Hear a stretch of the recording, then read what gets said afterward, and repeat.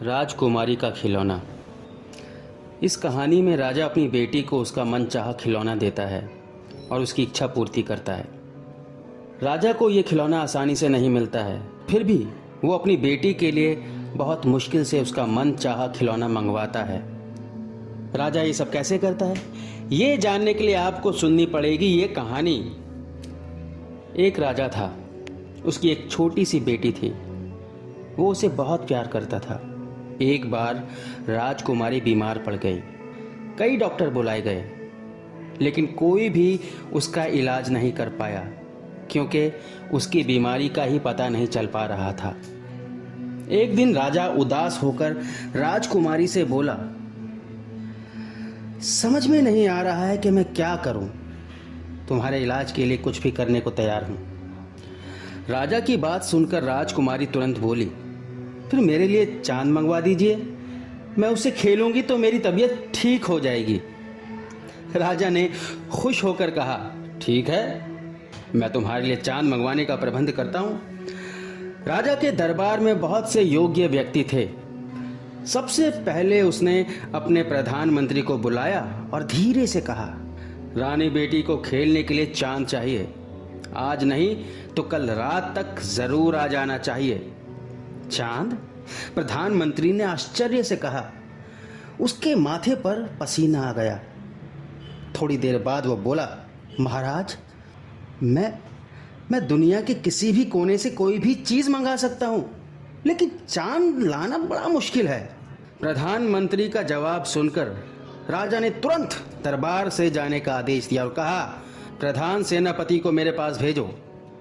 प्रधान सेनापति के आने पर राजा ने उससे भी चांद लाने के लिए कहा, पर प्रधान सेनापति ने भी अपनी असमर्थता व्यक्त करते हुए कई तर्क दिए और अंत में बोला, चांद को कोई भी नहीं ला सकता, वो यहां से 1.5 लाख मील दूर है। राजा ने उसे भी चले जाने के लिए कहा। उसके बाद उसने अपने दरबारी जोकर को भेजने के लिए कहा। जोकर ने आते ही झुककर सलाम किया और पूछा, सरकार, आपने मुझे बुलाया? हाँ। राजा रो पड़ा। जब तक रानी बेटी को चांद नहीं मिलेगा तब तक उसकी तबीयत ठीक नहीं होगी। क्या तुम चांद ला सकते हो? हाँ, क्यों नहीं, लेकिन पहले यह पता लगाना होगा कि राजकुमारी कितना बड़ा चांद चाहती है। कोई बात नहीं, मैं खुद उससे जाकर पूछ लेता हूं, दरबारी जोकर ने कहा। जोकर सीधे राजकुमारी के कमरे में चला गया। राजकुमारी ने जोकर को देखकर पूछा, क्या तुम मेरे लिए चांद लेकर आए हो? जोकर ने कहा, अभी नहीं, लेकिन मैं जल्द ही तुम्हारे लिए चांद लेकर आ जाऊंगा। पर मुझे पहले यह बताओ कि चांद कितना बड़ा है? राजकुमारी ने कहा, मेरे अंगूठे के नाखून के बराबर, क्योंकि जब मैं आंख के सामने अंगूठे का नाखून रखकर देखती हूं तो वो दिखाई नहीं देता। अच्छा, और बता दो कि चांद किस चीज का बना है और कितनी ऊंचाई पर है? राजकुमारी ने कहा, चांद सोने का बना है और पेड़ के बराबर ऊंचाई पर है। ठीक है, आज रात को मैं पेड़ पर चढ़कर चांद उतार लाऊंगा, जोकर ने कहा और खुश होकर राजा के पास लौट आया। उसने राजा से कहा, मैं कल तक राजकुमारी के लिए चांद खिलौना ले आऊंगा। उसने अपनी सारी योजना राजा को बता दी। राजा योजना सुनकर बहुत खुश हुआ।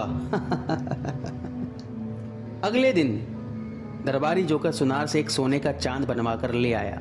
उसने ये चांद राजकुमारी को दे दिया। राजकुमारी बहुत खुश हुई। उसने चांद को जंजीर में डालकर गले में लटका लिया। उसकी तबीयत ठीक हो गई, लेकिन राजा को ये चिंता खाए जा रही थी कि जब राजकुमारी खिड़की से आसमान में चांद देखेगी तो क्या कहेगी। वो सोचेगी कि उसके पिता ने उसे झूठा वादा किया था। रात को जब चांद निकला तो राजकुमारी उसे देखने लगी। राजा और दरबारी जोकर उसके कमरे में खड़े थे। जोकर ने राजकुमारी से पूछा, अच्छा राजकुमारी, जरा ये मुझे बताओ कि जब चांद तुम्हारे गले में लटका है तो फिर आसमान में कैसे निकल आया? राजकुमारी हंसकर बोली, तुम मूर्ख हो।